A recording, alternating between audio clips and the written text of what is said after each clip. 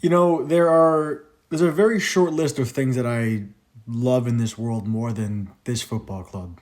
And the list is like my parents, grandparents, family, friends, my dog, and AC Milan. And yeah, it's a sport. I understand that, but I consider this club like part of my identity now. And I'm proud of being a fan of this club. And I'm proud of the community we built here and the videos I make and all these kind of things. I'm proud of this. But today, after this game, it felt embarrassing. Final score today in the Champions League in Milan. Milan 1, Feyenoord 1. Final score in aggregate is 2-1, and Feyenoord advanced to the round of 16. In the last 10 years, Milan have only made the round of 16 in the Champions League once, and that was the semifinal year against Inter a couple of seasons ago. It has not been great in the Champions League for Milan, especially this season, but today was one of the lowest points that I've seen.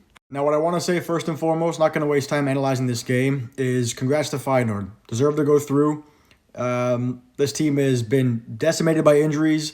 They fired their manager. Their manager right now is a youth team manager. Milan scored a goal this game in the first 30, 40 seconds.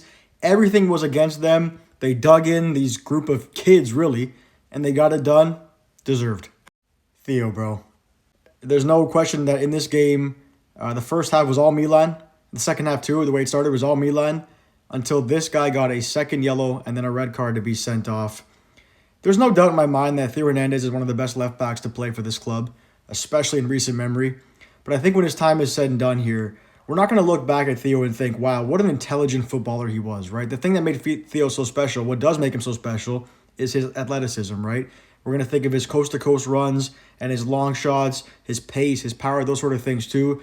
Not the most intelligent footballer, but today, maybe not the most intelligent, but not even that today. Today was just straight up dumb. One of the dumbest things I've seen from a player this experienced in a game this big. The first yellow card, you wrestle a player to the ground by his shirt, and then the second yellow, knowing that you have that yellow, you take the most obvious dive I've seen to get sent off, and the game completely flips. Have a look at this map here. The green is Milan, the blue is Feyenoord.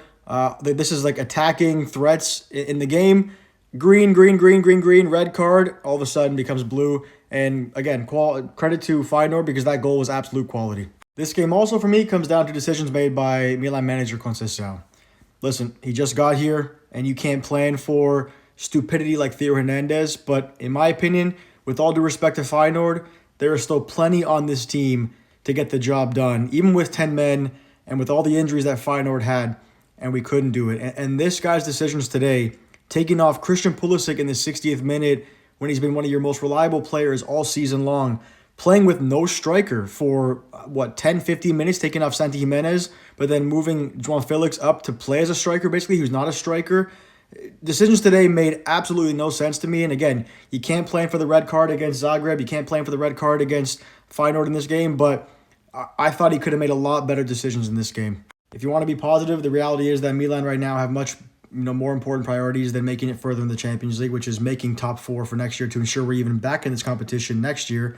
And that's not a guarantee, so at least we have more time to focus on it now. But this game, losing this game, the consequences now with the tournament money and even the coefficient ranking now with Italy maybe not even getting a fifth spot next year, a spot that Milan are fighting for, it could be really bad. But again, we have to focus now on the league. And maybe the Coppa Italia, who knows? This team is still young. You look around, you see Rafa Leao at 25 and Pavlovic at 23, Theo at 23, Santi Jimenez is 23. It just sucks today that one of your most experienced players on the team lets you down in such a brain-dead way. But, it is what it is. What are your thoughts, Milan fans? Let me know down below.